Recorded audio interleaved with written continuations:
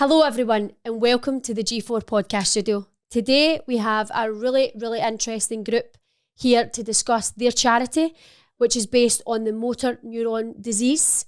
This is really important to them guys. It's also really important to a lot of you who we're here to try and raise awareness about this charity and things that we can promote to try and get this charity out there and supporting others who may need it. So we have the guys here. I want to welcome everyone. We have Mark, Kerr, Ronnie and John. Mark, why don't you tell us a wee bit about yourself and you know where you've got to today?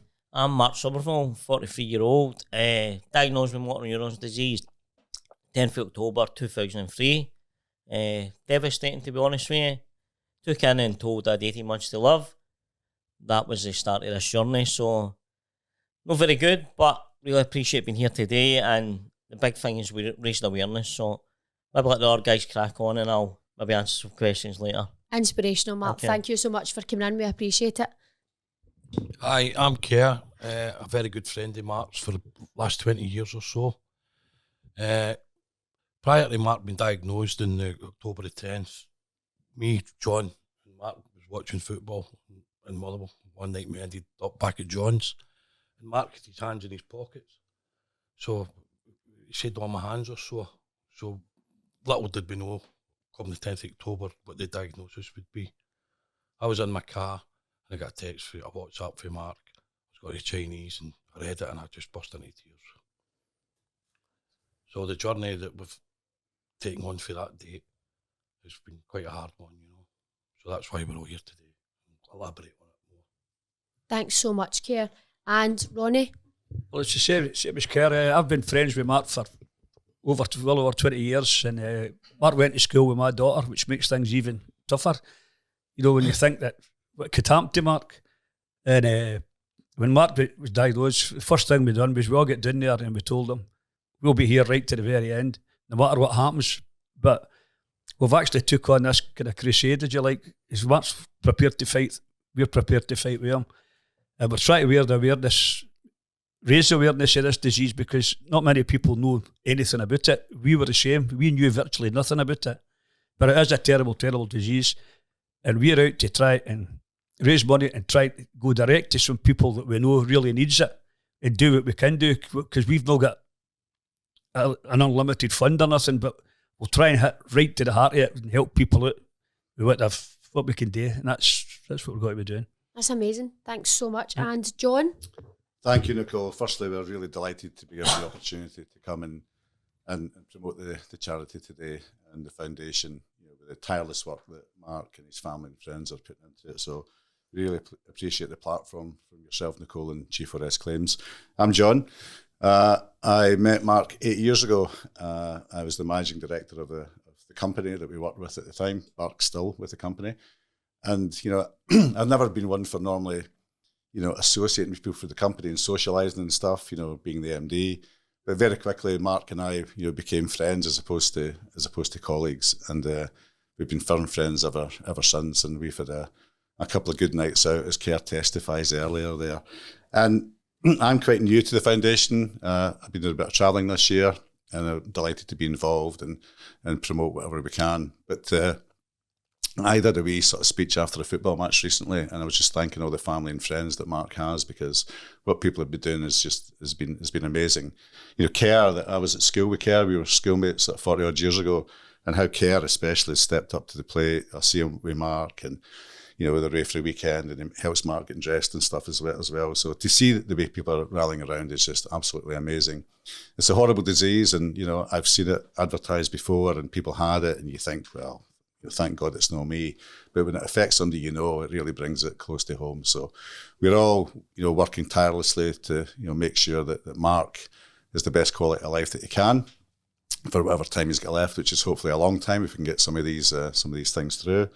And, you know, we just really want to raise that awareness, because there's things there that we think people could be doing to make it a lot easier for somebody that's got the condition. And I think in the car we mentioned there, that actually affects 1 in 300 people in Scotland. Now, I thought it'd been 1 in like 20,000 or something, but it's actually 1 in 300. So it's out there. So it's a really, you know, harrowing disease, not just for the person, but for the family and friends as well. So as much awareness we can raise here today, the better. Yeah. I have to say that the numbers are actually quite shocking. Yeah. I mean, and I definitely don't think enough people know about it. I mean, before you guys came in here today, I'd heard of it, but that's the extent of my knowledge. And I just think there is, well, with your numbers there must be a lot of families suffering.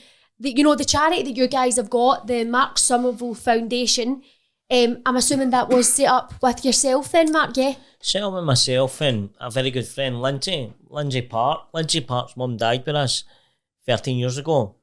And I never knew Lindsay too well, and what a guardian angel she's been. She came up, spoke to me about it, and made me realise that I'm dying with this, but I could help so many people. Mm-hmm. And it was really important to get involved and make it aware to everybody out there. And then these guys, my family, amazing, absolutely amazing to jump in and support and help. Honestly, the support you've got is amazing, and I think what's so important is the fact that you've not just took that support and been selfish about it. You've actually created a foundation and you're offering that support and awareness to other people. It's absolutely amazing. Can you maybe, obviously for the awareness side of it, can you maybe fill us in on some of the early signs and symptoms? I know you had touched on it earlier. You were having a week and a night out and you had sore hands. Give us a wee bit of background about how that started for you. So I was basically one weekend up at my caravan and I was getting a lot of pulsing down my left arm.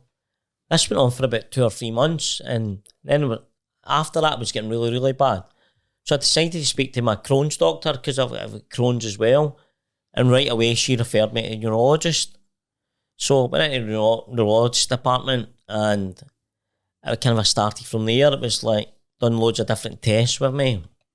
But to answer to your question, it was a lot of pulsing going down my left arm. Mm-hmm. I actually went to Monklands Hospital with it, and I can never prove it, but I'm sure that doctor knew that day what I had, but wouldn't tell me because he was a neurologist.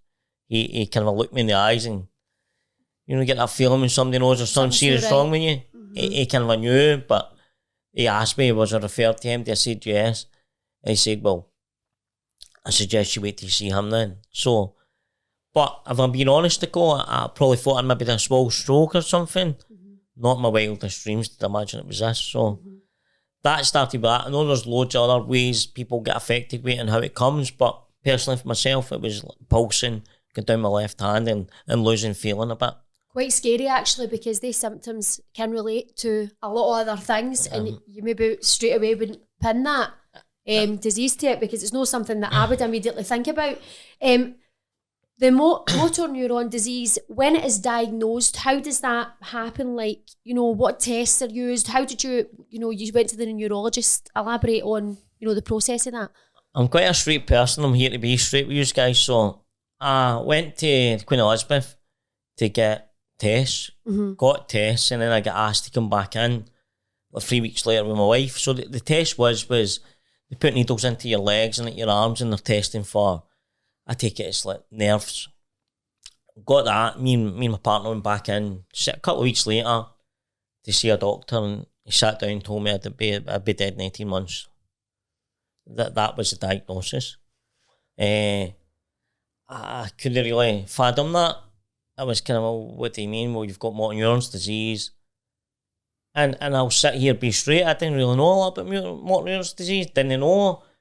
And his words was, you've seen Dodie Weir and you've seen Fernando Rickson. I'm like, yes, well, that's what you've got. So, being told this, but being told that way, that as well, was devastating. Can I imagine? We left the hospital, me and my wife, and that was a kind of journey. But at that time, I still didn't have an MRI scan in my head. I still didn't have certain bloods taken. So for him to diagnose it at that time still made me believe I didn't have it. Mm-hmm. I honestly thought in this day and age, every test would have been done until you've ruled out everything possible. Mm-hmm. And then, but I get these people have got a hard job, but I genuinely think it can be delivered in a better manner, in a better way. The nurse actually butted in and made it quite clear to me on the day that Norwood is now in 18 months. People love 5 years, 6 years, but that was the diagnosis. Mm-hmm. You'll be dead in 18 months. Didn't you take a second opinion, Mark? Didn't you take some private consultation as well? That's correct. I went to a place in Newton Mearns, my friend paid for it, and actually seen, believe it or not, was one of the head doctors and neurologists that works for the NHS. And he, to be fair to the gentleman, he did say, Mark, I'll not take any more of your money, come and see me in the Queen Elizabeth. I went and I got that second opinion, and it was diagnosed, but I'm not saying there could ever be an easy way diagnosing this, but that wee man was lovely that day. Sat me down, told me everything about it, how he set my fears out. Don't chase a dream that's not there just now. There is no cure for motor neuron disease. There is no cure. But the way he delivered it was in a way, It was more comforting than obviously being told you've got 18 months and I think that's the it. delivery is important. Yeah. When it's to do with your life, really, isn't it? I mean, that's just it's personal for you. Such a sensitive thing, yeah. Very, very sensitive. And the causes for MND, I mean, is it genetic, environmental risks, like, you know? On the genetic side, and this will seem terrible for people as well, there's a blood test that gets taken to see if my kids could get this. That took 9 months to come back and tell me. So I've got a 8-year-old boy. Take your time. Take your time. Mark's got two adult daughters, and he's also got another daughter as well, 11, and he's got Cole, who's the apple of Mark's eye. Indeed, Cole was just born when Mark started with the company 8 years ago, and you know, you see the strength of feeling that Mark has for his family, and that feeling is reciprocal. That's why all the family and friends are rallying around Mark, because he's such a great guy.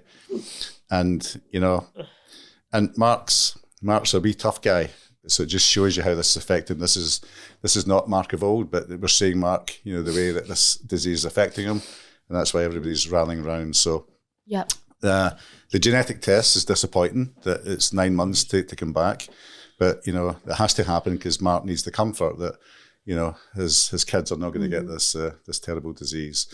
And so it can be genetic, and there's also, you know, some study that goes into it that a lot of people that get the disease, such as sports people and people with sort of high labour intensive jobs like firefighters and labourers and bricklayers. So unfortunately, sometimes it's the fitter you are, the more prone to getting the disease, which is quite bizarre. And you know, Mark, you know, I've played football with Mark for the last 8 years I've known him. You know, Mark's an avid swimmer.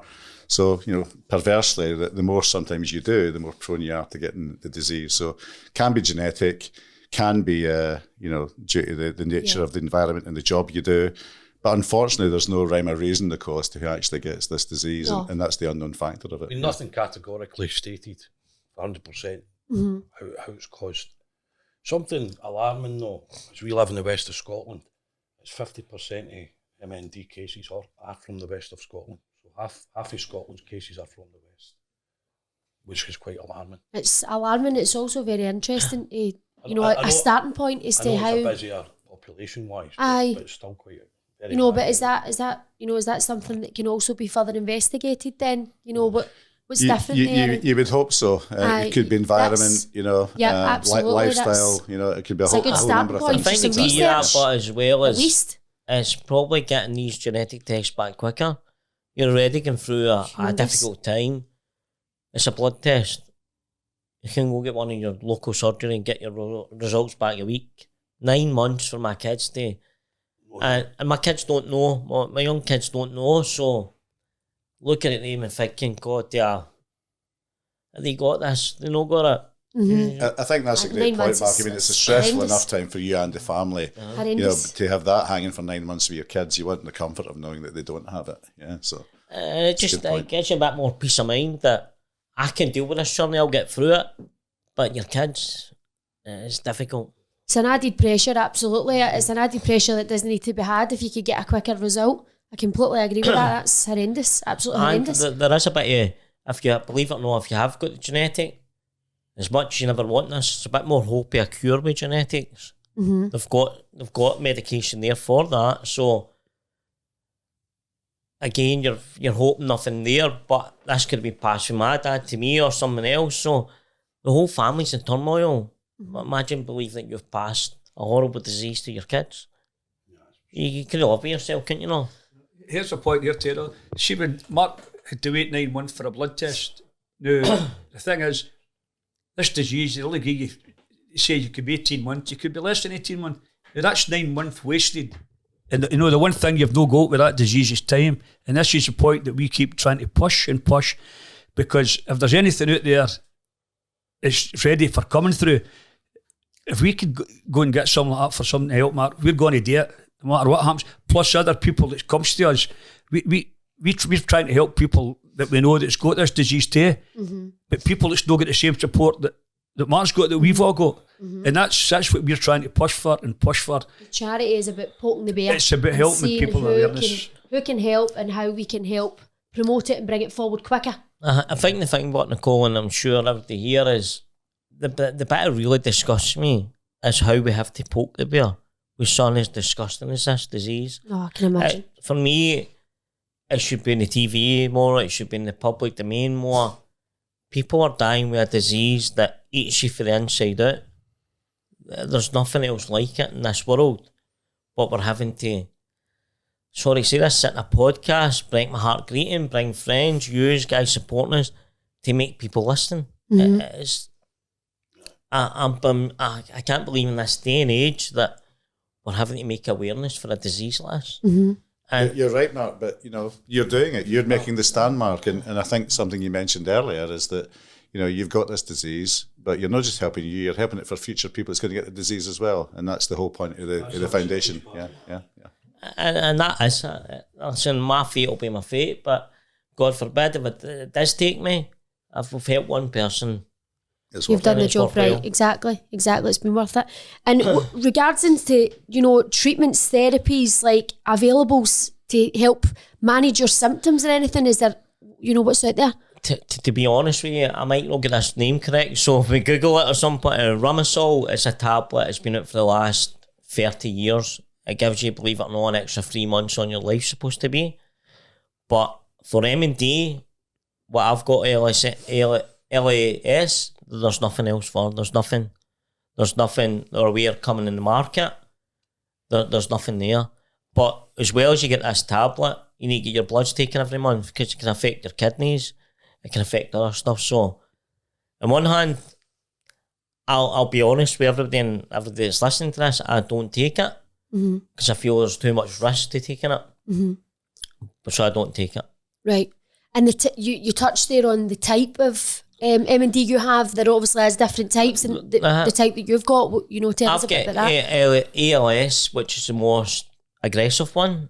It's the most aggressive type. There's loads of other types, and I'd probably do a disservice in speaking about them, so I can only speak about what I've got. It can move slow, it can move fast in your body, but that one, I believe, is the most commonest type, and it's the most short-living type. So the most aggressive is the most common as well, which is absolutely horrendous. And I mean, tell us a wee bit about your daily life. How does the M&D impact your daily, other than the emotional stress and pressure on your family and friends and everybody involved? How does it affect you? I think just, again, in the morning, getting up and walking to my bathroom, I've achieved an ordained life, which is something everybody takes as granted. I get up, go to the bathroom, and then my partner Erica has to get me washed. I had to get special toilets put in. I can't tie my laces. I'm 43-year-old. I rely on my kids a lot. I've become like unsung heroes, and they don't realise it. They all cans of juice for me. Loads of stuff, but day-to-day life now is sometimes feels like existence rather than a life. Get up, do that. Can't go for meals anymore because I can't lift my hands. Loads of stuff like that. But again, stuff like this, guys like this run about me, keep me going. And it's difficult, but I'm strong and I'll do it. Very, very strong. Very strong. I think, and you know, Mark being the type of guy he is, he's not lined into this, and that is just such a delight for us to see. And Mark keeps us strong as well, because we feel for Mark, you know, and everybody in this room does, and the wider people in the foundation and family and friends. But Mark's doing all he can. Eats healthy, drinks healthy, rarely go out and rarely has alcohol now. Know that he was a big drinker before, but liked a night out, the same as the rest of us, but he's curtailed all that. And we're in the group chat and WhatsApp, and, Mark's out swimming 10 lengths a day. The guy's got motor neuron disease. He goes walks. He's got a beautiful dog that he adores. So he's out with Erica and Millie, the dog, and they go walks. And then the guy's doing 10 lengths every day. He's putting some of us to shame by doing that. So Mark's doing everything he can to live healthy, eat healthy, and maybe prolong that life expectancy, which is brilliant to see. And I think the strangest part of my life, believe it or not, is I can swim without drowning, but I can't tie my laces. It's ironic, isn't it? And they're the kind of things that gives me a bit of fun in life, and like, maybe pass somebody in the swimming pool and I think, God, I'm dying and she's not. And it's wee. And you've got a bit of humour in life as well. And I think if I lose that, then I've lost my life. So I could add to that bit of humour, because sometimes on a Saturday I'll go to Mark's and we'll go into the bookies, the local bookies, and the horses and the football cooking. I can't see, and Mark can't, right? So he's saying, right, up, right, what you want, Mark? Right, so I'll write it and he'll tell me what that. It's like hear no evil, see no evil, isn't it? And I think that's what it's got to be. I think as long, this is very serious, but if you just sat there doom and gloom, then what's the point of life? So we have a good that going to get you anyway? The things that you're doing right now are to prolong potentially your life, but to also help support other people in the same position. So it totally makes sense. %, Nicole, and that's it. And there's advantages. I don't need the dishes in the house anymore. I don't need a Hoover. So you've got to be some positives, isn't there? And, your wife's been too lenient. Oh God. You can swim, you can get out with that Hoover. I can get in the pool, but she's got to help me out and get me ready. So, but again, I think this is the kind of bit that people, like Erica's, I couldn't live without her. Honestly, just day-to-day life, I couldn't get up at my bed without her. So it's like unsung heroes and carers that without her, where would they be? Honestly. So I've personally experienced parts of what Erica goes through daily. As we went in Mark's stag do recently, and we shared the hotel room, so I had to help him with things that you take for granted, like putting socks on, shoes, putting his tops on, tying laces, etc., putting tablets out, all little things that you just don't see, So I've kind of witnessed that, and Erica's a rock to him. That's definitely. amazing. And his family, his daughter and sons and that, It's genuinely things you don't think about when you first came in here, and I'd say hello and I went to shake your hand and you're like, oh, I can't really shake your hand, and I was like, oh, I'm sorry, but it's things like that you do take for granted, because straight away, that's something that I wouldn't even think about. I think the big thing is people look at me and think, you look well, you look great. Aye. And like, looks can be deceiving. Disabilities are not always noticed, and illnesses are not always noticed, and that. And probably, I'm sitting here in the room, I'll probably be guilty of that in life as well. Like, God, why are they doing that? And you've not looked at it and not realised. And now I'm very conscious of it. And probably disabled partner base, I'm very conscious of them now. Aye. But before, I probably wasn't. And this is the criticism. I think it's just life with some people. That is. Until it happens to you, you maybe don't get it. But this is to maybe get that out there, that no everything's visible. And the amount of people that say to me, honestly, daily, you look great, I'm dying inside.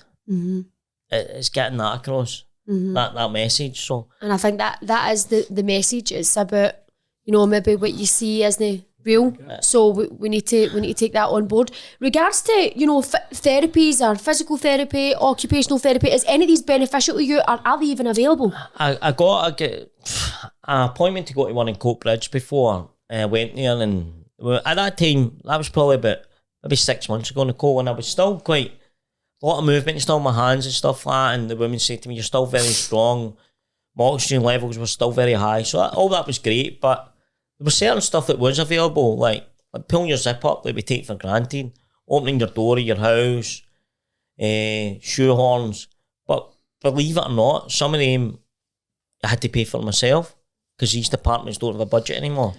They don't have a budget to put a shoehorn on. That doesn't affect M&D, that affects stroke sufferers, heart attacks, all these other illnesses need this stuff. So me in America, we left and we had to go to Amazon and purchase stuff.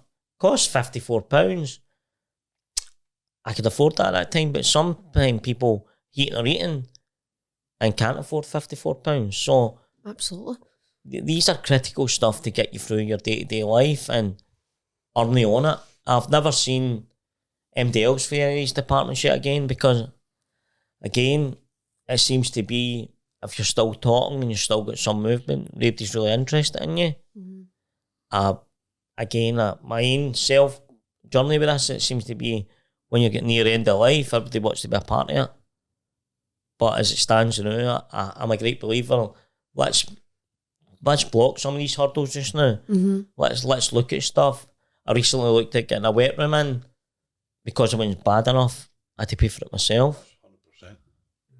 There was one of the times when we were at a meeting up at the Scottish Parliament, and there was a big fella there. I can't remember his name now, but he had motor neurons, and he was telling his story, and he was on about the lack of help for people who's got it. Resources. This man has spent 100 and so many days in the hospital for some wee operation because you couldn't get care back at his house so you could get out. Now, he didn't have 100 and odd days to waste, you know. And he used to tell they asked him a question about the care, how do you go about it?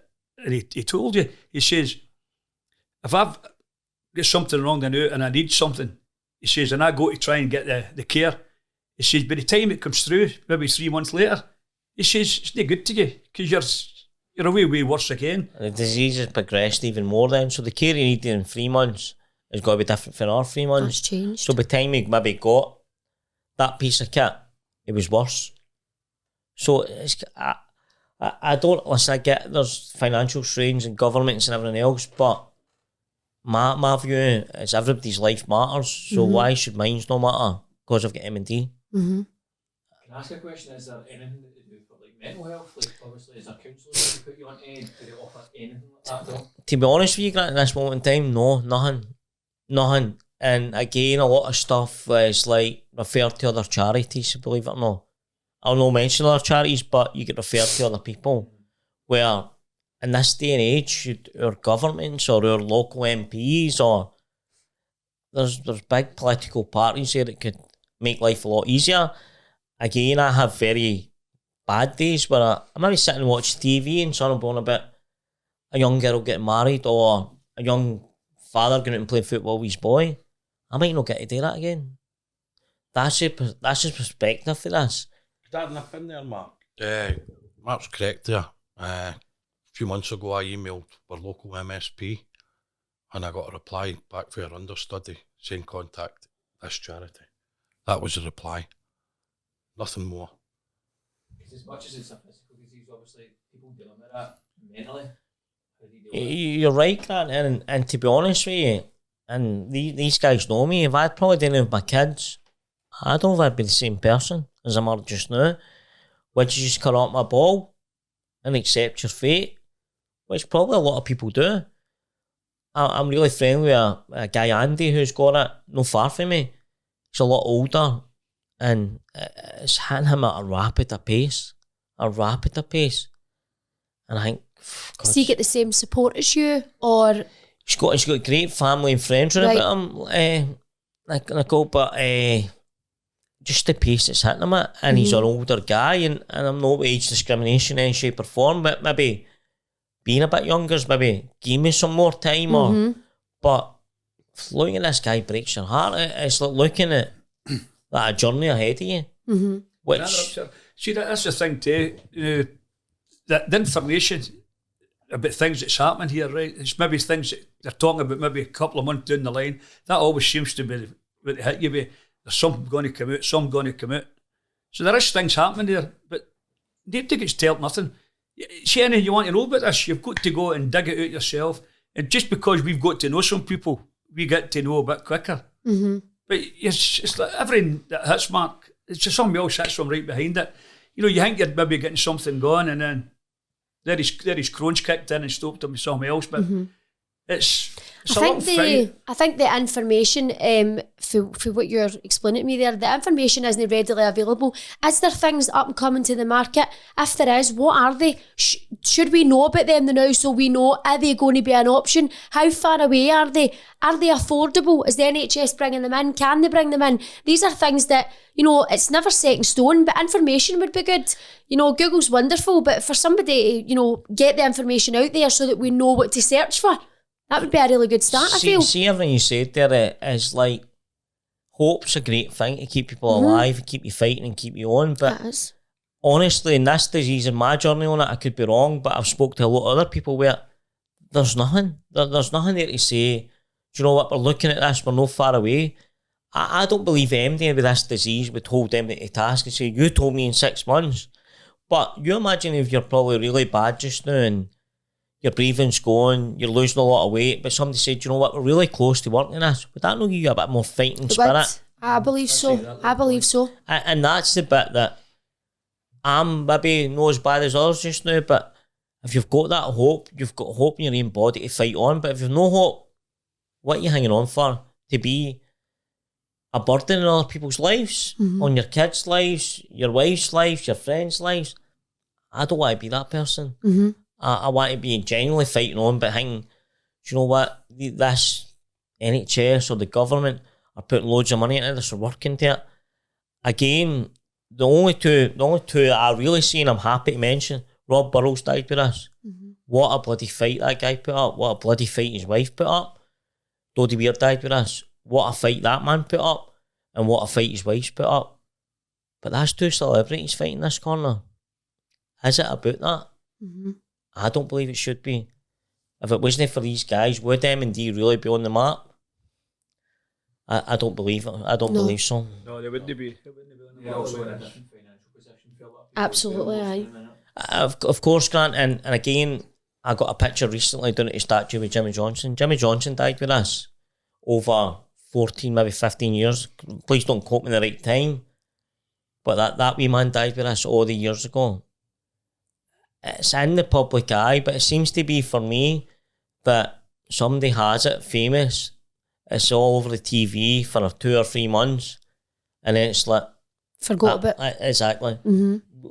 Time matters, as Ronnie keeps saying, but we don't seem to change anything. I mean, this disease is 30, 40 years old, and we don't have anything that can stop it. And it has much changed in the last 30 or 40 years. Look, what's changed? Nothing's changed, because as I say, that the doctor we were talking to, I can't remember her name off my head, she's an MBA and everything, and she came right out and told me, when I says about Lindsay's mother, she says, I've been here for 30 years, she says, and your friend's telling the truth when she says nothing's happened in 13 years. She says, I've been here 30 years and there's been no change in 30 years.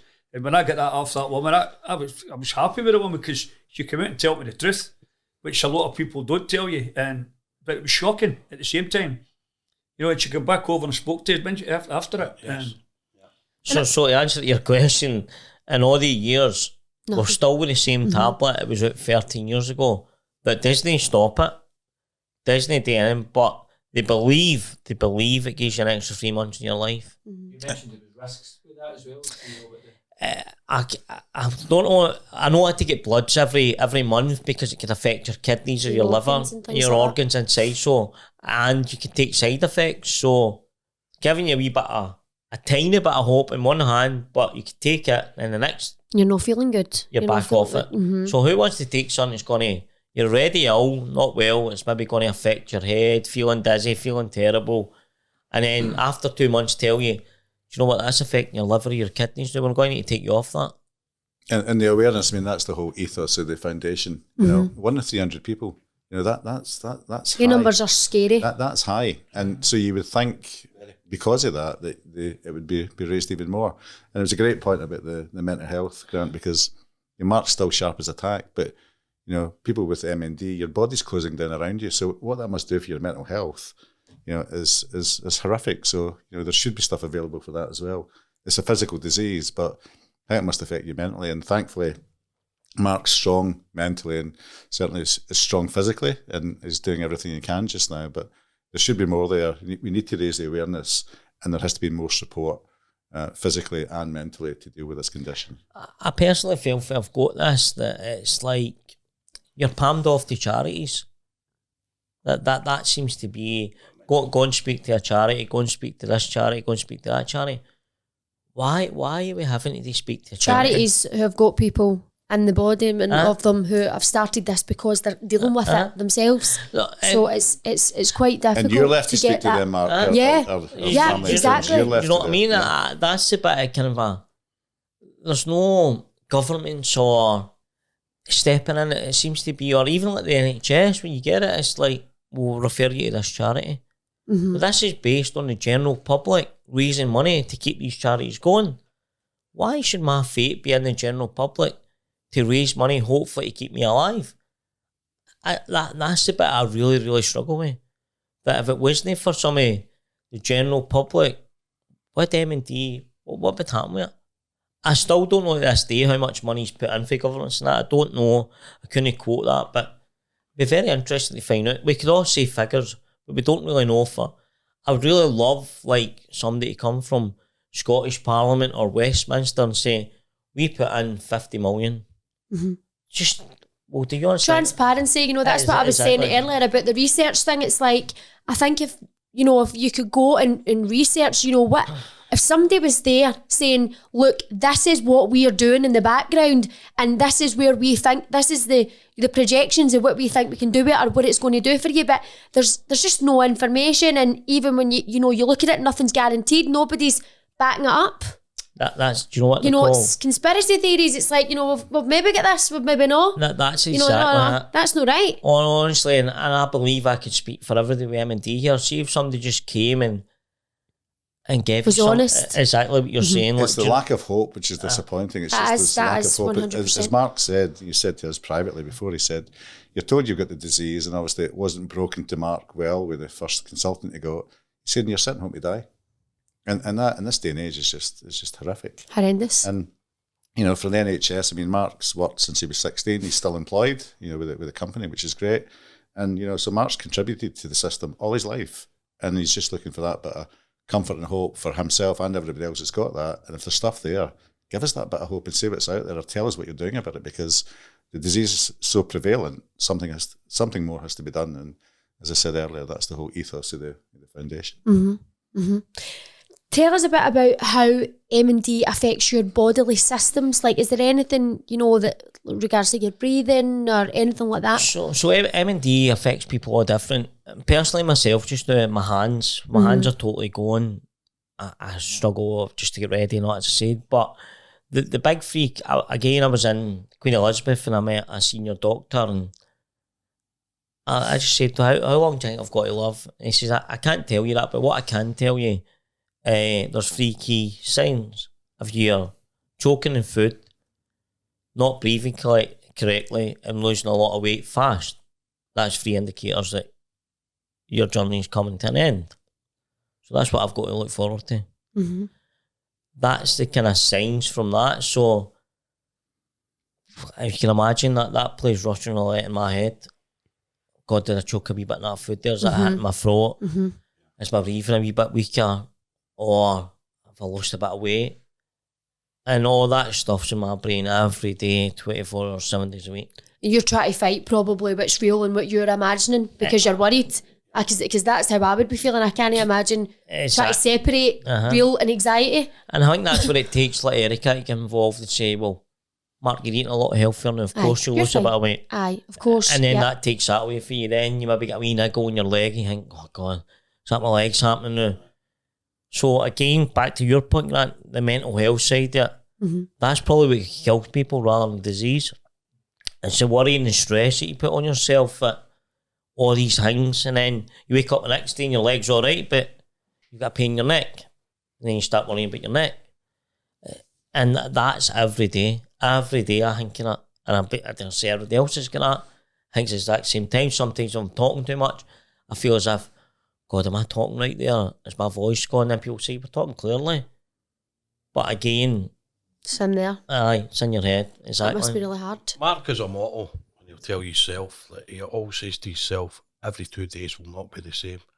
So if he doesn't feel quite himself one day, he'll shake his cellar to get up and go and do something, don't you, pal? And I think that's what it has to be. Like, it'd be very easy just to lie on the couch, but I can't do that. I can't lie down to this, and that's why I'm here.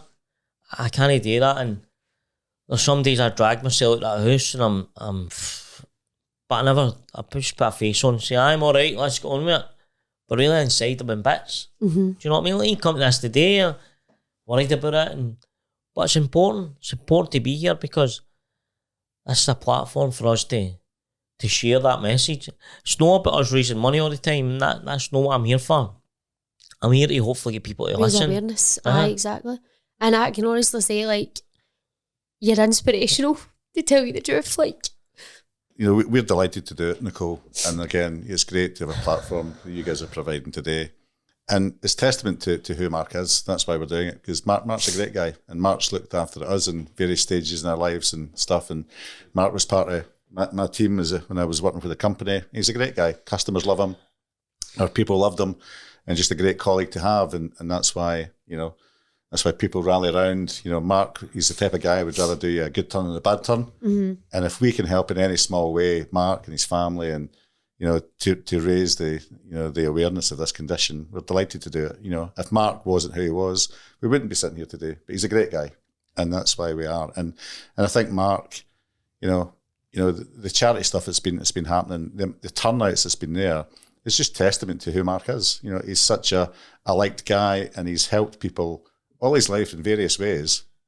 And this is just, you know, us in a very small way, you know, doing a bit of doing what you can. Bit of You'd payback, mentioned obviously your wife and your kids and everything, and obviously I can only imagine how grateful you are to them, and you know what an impact it has on their life. And I can talk about myself, but when I talk about them, that's when I get emotional. Aye, of course that's the hard part for me. But God, I wouldn't put up with me if I was me. Do you know what I mean? So, I bet you would. I don't know how Erica can do it, but it's a credit to her. It's a credit to her, and it's probably at times like this that you realise how much somebody loves you. Mm-hmm. So I mean, Erica's 42, and she's effectively had another baby with me, because it's going back to doing everything she used to do for Con Olivia. She's having to do with her man, bath me, wash me, feed me. I don't know many people could do that at 42 and take that journey on, but credit to her. I don't tell her all the things that I've got her head too big, but no. but she does know it, and I wish that some woman. I don't know if I'm being honest, I don't know if I could do it, and I'm being straight. I don't know if I could. Hard. I probably would, right? But it's amazing how she just takes it on. And listen, we're a married couple. We argue. We still have our fights. We still argue. But she'll give me the wee kick up the backside when I'm maybe having a downer. Like, just got up and going, mate. You know how tough you are. You tell me you're the Mark Sommerville, and I'll lie down. And I got on with it. So, aye. When your own birds have to come back to get into it. Aye. That phrase biting the bum, aye. So, but I credit to her. And obviously, Con Olivia, I don't know. My wee girl's 12. Started high school. Does she need to go and worry about her dad in high school? He's 8. Does he need to worry about me? No, he doesn't. But that difficult conversation might need to come at some point. So if you've got kids, you understand that a bit more. Mm-hmm. And you got 2 grandchildren as well, Mark, Parker and Grace. So we'll never see them. My older daughter, my middle daughter Ellie's getting married in 2026. I'm thinking, what about to walk her down the aisle? Will I be here?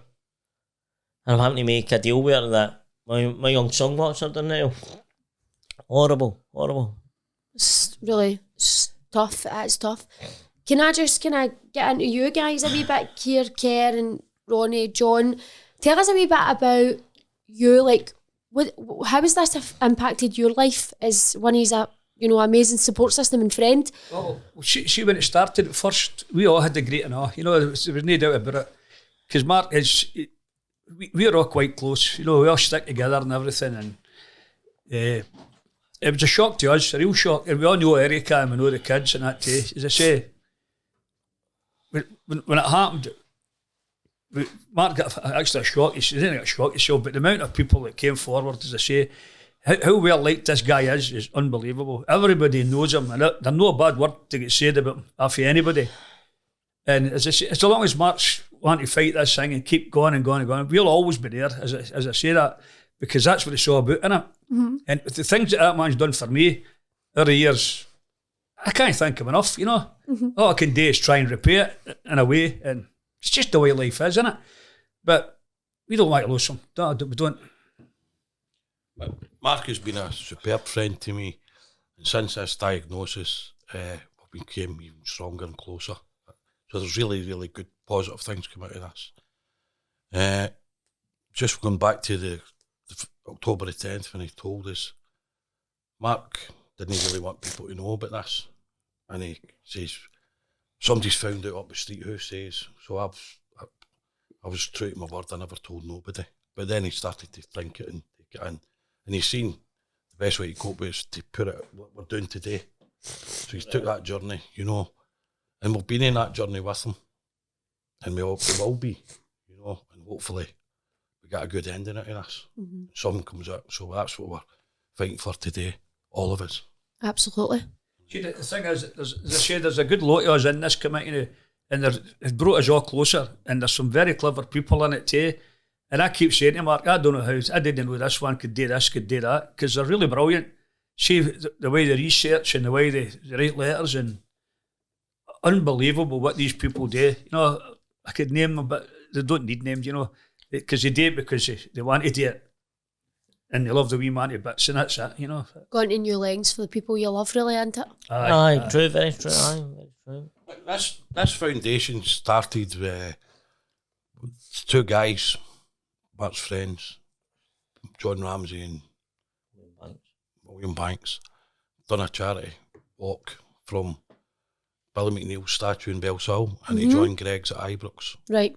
That was the very start of that, and it led on to our foundation and our foundation members, and this is where we are today with us. So it's been a journey, and we've all put in together, and we always will do. John? Yeah, I'm new to the foundation. I mentioned earlier, I took semi-retirement last year, so I've been out of the country for a bit, and I felt terrible being out of the country and not being able to help. But Mark and I speak every week in text and stuff, and we've always been in contact. So I'm just delighted to be involved now because, you know, as I said earlier, Mark, you know, I know Mark is a great business person. You know, he did fantastic for the company. He's still employed with the company, and you know, the value that he added to the business that I was responsible for was great. So I know him that, as I said, then personally we've been friends, and you know, I've known these two guys for 40 odd years each. We have, which is amazing. And again, so from the outside looking in, I've just seen everybody rallying around, and now I'm kind of back in Scotland for a bit. I'm just delighted to get involved. And I want to give a special shout out to Kerr if I can. I mean, I've known Kerr, and I know what an Egypt Kerr is as well. I've known he's been in Egypt for 40 odd years. And I mean that in terms of affection and how he's rallying around Mark just then. Some of the stuff he's doing is just great. I mean, we were out watching football the other week there, one of Mark's few nights out, and how I seen Kerr looking after him. Honestly, there's a lump in my throat, and I just want to say thanks, Kerr. You're just absolutely fantastic. So yeah, there's we all get different skill sets in the foundation, which is great. So we can all have different value, a true team, and we can all do different things. So we're picking up different things that we can help with and add value, and we're doing it for Mark and for everyone else with MND, and we're doing it for Mark because he's such a great guy. It's amazing, guys. And also our foundation is primarily Mark, but for everybody else there that will tune into this, we're here to help them as well, because we've been through this journey. People who maybe don't have the drive that you have, might not have the support, and they don't have the support, and they don't know what to look at. How, where do I go with this? Do I just curl up in a ball and accept my fate? Like, sometimes they need an inspiration for you, of course, so they can say, "Oh, he's doing that. Maybe I can try and do that. Maybe I'll join them and try and help them." Like, I think that's what it's about, isn't it? It's just giving people. I think the big your part foundation alone will give people hope. Definitely, and that was my main drive. See, we could help one person out this or give one person hope, then you know what, life was worth living. So, but we're looking at other things I had to pay for through health and all kind of stuff that where we can maybe help with. Listen, we're never going to be a massive charity. We're never going to millions of pounds. But see if it's buying somebody a wee zip catcher at £1, we've done our bit. So we're putting a box together. And that box will consist of cutlery, special cutlery with zip catchers, shoehorns. It might come to 25 quid or something for a box, but we're going to make 100 of them. about $2,500. Going to put out there all the hard-earned money, but you don't know how hard it is when you're going for a pee and you can't get your zip done. So that wee hang at £1 still seems to be looking very silly and foolish. And so again, stuff like that, I think will mean a lot to people, and we know that it'll mean a lot to us. It will help to people, because we are in a climate where people are struggling to make ends meet, and if we can help that, then that's what it's all about. So big shout out to Tiffany Muir, who done a run for me in Strathclyde Park. That's right. £1,500. That'll virtually do all the boxes. Amazing, do you know what I mean? Like, I don't know that we'll sell that well, but to take her time out to do that for me. She's actually my sister-in-law, by the way. But I didn't realise the extent of the charity at that point. Obviously, I'm really learning. Absolutely amazing, do you know what I mean? And Laura Lightbody, there's some great people there, but I know we're going to cover that later, but I thought it was important to put them in there like that, because they're Tiffany, I don't know the lassie, and to put her time out there to do that was incredible. So as well as there's really good people out there, and if we all get together, then hopefully we can. And if we raise awareness like what you are doing with this foundation, then more people will put their sale out. Because see here in this story today, more people, I'll 100% be putting my sale out to make sure I help you promote, because it's an amazing story and it's an amazing foundation, and I want everybody to get the support they can. Well, that's the with people there that's probably single, maybe be older, Aye, don't absolutely. have anybody run about them, and we're here, so any of us that's in this foundation could go and visit them, and we can take them, and we've had to learn from scratch. Mm-hmm. And that's important back here. It's not everything in life's financial. It might even just be that making that woman or that guy a cup of tea and having a wee blather with him or her, and saying, do you know what, I done this, it worked for me, it might not work for you. Like, there's a woman in Fife that I deal with, Caroline. She's a stalker, but I love her. Honest to God, she stalks the life out of me every day. But I laugh, and I think I've got her on my phone as a mad woman. She'll probably like me saying that anyway. But by God, I must change that wee woman's life. Like, You will be 100%. she loves it. The guy Andy come down, get diagnosed. I'm all who I'm all. I like a laugh and a joke as well. And I had him laughing, and his wife said to me, he's not laughed in 6 months. I was in floods of tears. My heart was breaking. But what a great, that guy left me. But do you know what? Maybe for that 1 second or 2 seconds forgetting the M&D. Mm-hmm. That's amazing, isn't it? Did go to visit him as well. Absolutely, aye. Aye. That's amazing. I go up to his yard and see him every now and again and have a wee crack with him. They get him up in his chair, and me and Eric again and have a wee laugh with him, and he can't get in his pockets. He always puts change in his pocket and asks the woman to get the money out for him. So that's the character of Andy. So again, there's humour with us. There's got to be in there. That night, That's the man was brilliant. doing in the wee bar, and we were talking about him, and his wife and his daughter, and that was there. And you were just sitting there, and you could actually see them getting a wee lift, just talking about it. And we sat for ages, didn't we? We were talked away, and they walked away feeling good, and we walked away feeling good. And that's just what it's all about. It's That's just what it's about, isn't it? Aye. it's just making people feel a wee bit better in their life. Amazing. Guys, do you guys have anything coming up with the charity then? You know, that we could... I think, John, there's a big bit, Nicole, and a big shout out to Frank McAnally for, I think that's his right name, right? So he's a Labour MP. He's been fantastic with us. John will cover a wee bit on what he's raised for and what he's done. You want to cover that, John? Yeah, I've just, apologies, I need to read it from my phone just now. So yeah, a huge shout out to Frank, the local Labour MP that, you know, got in contact with. So there's been an early days motion being put in Westminster now in Parliament, which is great. So it's recognised. It's recognising the charity and the foundation, and you know, raising that awareness of M&D. So it's raised in Parliament now, and there's excuse me, there's 5 supporters already. There's one Democratic Unionist Party, excuse me, MP, and another 5 Labour MPs, including Frank himself as well. So it's great that it's recognised in Parliament just now, and it's happened very quickly. It's happened within a month or so. So you know we're really indebted to Frank McNally, the local Labour MP, and that's got this raised in Parliament, because it's the first that's happened. So he's been true to his word. Came, and sometimes you listen to politicians, you think, is it going to happen or not? this guy's went away again, same as yourself, Nicole and Grant, moved by Mark's story, and he's went and did something about it. So we're really grateful for that, and we'll keep you posted on developments for that as well. So it's raised in Parliament now, which is fantastic, and the charity's been recognised in Parliament as well. This is Westminster Parliament. Yeah. Westminster. But it will be raised in Holyrood as well. So. I think the big thing for the Labour Party, and when I met Frank, was the Labour Party lost one of the great members 10 years ago by M&D. And my big push again is I go back to probably at that time the Labour Party were all over M&D. But I maybe after 4 or 5 months and that sad person's lost his life, did the focus get took off it? Mm-hmm. And I'm very sure it did. My big fight is let's not lose people and fight for 4 months. If we lose people with this horrible disease, let's keep fighting to make it better. Mm-hmm. Let's not just keep 4 months of your time. We deserve more than that. Absolutely. That's my big fight with it. That let's not forget the Rob Burrows have they done. Let's make a change. Let's not forget the Dodie Wears.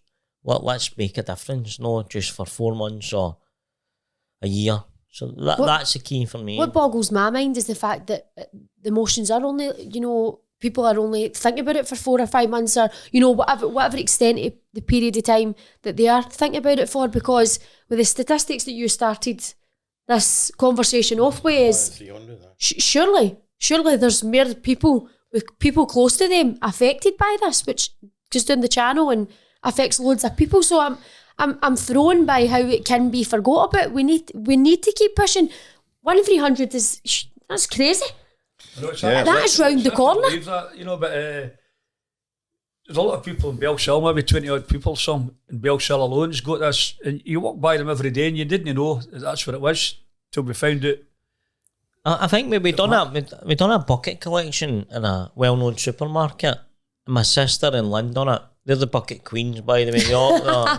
Bucket queens. So, but I was a story. So I went up and stood with them, and there must have been a good 20 people that I know had it, or somebody in their family had it. There was one woman that told me, and it broke my heart, that over 30 years ago, her sister died with it and her mother died with it. And she said, son, I'm thinking, that was 30 years ago. Look where we are. I'm not going to sit here and pray that a miracle cure comes out tomorrow, but there must be something that can stop this or slow it right down. There's got to be something, because if you got something that slows it, gives you more time to find the cure, get something to stop it, then fine. And I've lost the ability in my hands, right? But there's people born with no hands, people born with no legs. They get by in life. Mm-hmm. I'll get by in life. I'll make adjustments. But the fact is, for me, this monster is eating away in me every day. That's the difference. If somebody came and said, take this pill, Mark, it'll stop it, I'll get by with life. You'll accept with what you have and get on with it. Yeah. Mm-hmm. Because there's people a lot worse than me just now. It's that point. That's the mental strain of it, that it's not going away. It's getting worse. That's the side, and that's where I'm looking for some governments or whatever to invest money in to just stop it or slow it down. See, the other thing, and I'd like to say, when Mark got that first, we were kind of saying there are no many people got this. We didn't realise the thing was, and the idea we had was that as the pharmaceutical companies not putting money into this because there's no money to be made back for them. And I wouldn't like to think that, but it's just the kind of thing that you feel. Mm-hmm. Because that's how you never seem to hear enough about it. Like, say, cancer research, you hear about it all the time. Mm-hmm. But with something like this, if you want to find out what's actually happening, you've got to dig and dig and dig. Mm-hmm. And you only get told what they want to tell you. I think a key bit there was, I don't know if you watched Coronation Street. It's been on Coronation Street. No. The guy had it for all that time. I don't, sorry, no. I'll let you start. He had it all that time, and he sadly passed away last Thursday, but there's millions and millions of people watch Coronation Street, so it was great. Terrible to watch, because you're effectively watching yourself going through stage of life dying on the TV. But it was great. But again, now that's happened, will MD remember that guy in a month for what happened in Coronation Street in a month? Mm-hmm. It's keeping the focus on it for me. Mm-hmm. That's the key. And hopefully for today with you guys, and I know certainly for these guys, my fight will continue. Mm-hmm. But I can't believe you just confessed to watching Coronation Street. Oh, I know. I didn't, but You went from there to there in my estimations. we'll now. make that a cut. We'll make that a cut. it's important, but it was an important story, and the guy that played. We'll let you halfway then. That's because great. it's If it's important. raising the profile, raising the awareness, yeah. Absolutely, Millions it and is. millions of people watch that, John, and the power of media is the power. I've said to these guys for day dawn, if I got this, the power of media will move the dial on this. Absolutely. The post office scandal, they poor people were getting no money until it went to a documentary on the TV. Mm-hmm. Now they're all had their cases returned, and it's sad that's what we need to do, but do you know what, I'm up for the fight, and I'll fight it all the way until we do get somewhere we need to be. Mm-hmm. Absolutely. I know we're probably after tinge there, but there's a lot of people we've got a lot of events coming up. We've got an event in the Imperial Social Club in November to raise awareness and raise funds. We've also got a ball we're looking at doing in the Old Club in Miners in the 1st of March. That'll be a dinner dance we're doing. So they're the kind of stuff we're doing just locally to up and get going. We've had a lot of kind of, maybe no celebrities with Charlie, but Charlie Miller, great wee guy, came to my golf days, come to a lot of our events. Big shout out to him as well. Frank McAvenny came to my house to see me. Broke my heart right enough that he was in my house. It's not my kind of scene, but I took it because my wee boy supports Celtic. I think he does it to wind me up. But lovely the guy to come to my house, signed a couple of tops, got us a couple of tops for our auctions as well. Sat to sing for Mr. Sings when I waited, and he got me a prayer mat to put under my pillow. He sends me a wee video that I listen to at night, and it's about praying and stuff like that. So incredible that people can take the time out to do that, and I've always been their debt, to be honest with you. I think that's amazing. Like yourselves here today, again, I don't know you, I don't know you, but to do this for me is massive, and we really can't thank you enough, because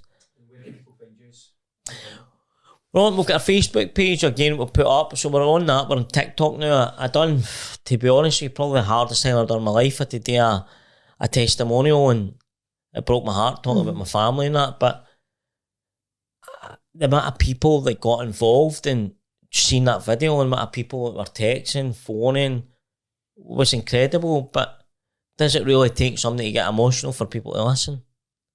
It shouldn't. It shouldn't, but it is an emotional attachment. So if that's the way we need to get people's attention, that's what needs to happen. And do you know what, Nicole? I'm who I'm straight, but it breaks your heart when you're talking about your kids. Fling whatever you want to fling at me, but when it's going to hurt them, then that's when I can't really take it. Personal. I can't take personal. it. It's no waking up and seeing him one day or seeing Olivia. It's the kind of things. That's a bit hurtful, but hopefully we keep fighting, we keep the journey going, and we support everybody around about us. Keep the hope going, keep the hope alive, and try and... So guys, tell us a bit about you. You've got a website then, you've got a TikTok, you got a Facebook page as well, and is it just the Mark Sommerville Foundation? Mark Sommerville Foundation. Right, brilliant. And people can, donate there, and people can share your pages and, comment, support, contact you. Absolutely. Yep, perfect. And I think that's what today's about. It's about raising awareness about the foundation and letting people know what you do and why you're doing it. And I've always said this, I'm never about the money for everybody, right? Because everybody's hard enough in life. See if we can just share this and share the life with it. That'll mean more to me than somebody. Empty wants to give donations, I'm happy, right? But I just don't want to be the idea, we're not a charity set up just looking for money. We're a charity set up for awareness.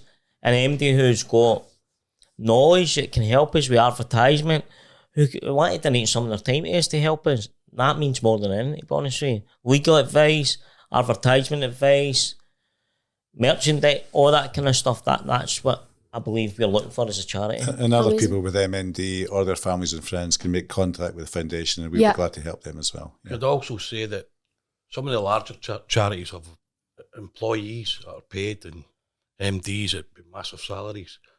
We're all voluntary, so none of us do this for the money. Everyone is just voluntary. I think it's important, emotional attachment. Unless you're emotionally attached to this, then you don't really get it. These guys get it because they're emotionally attached.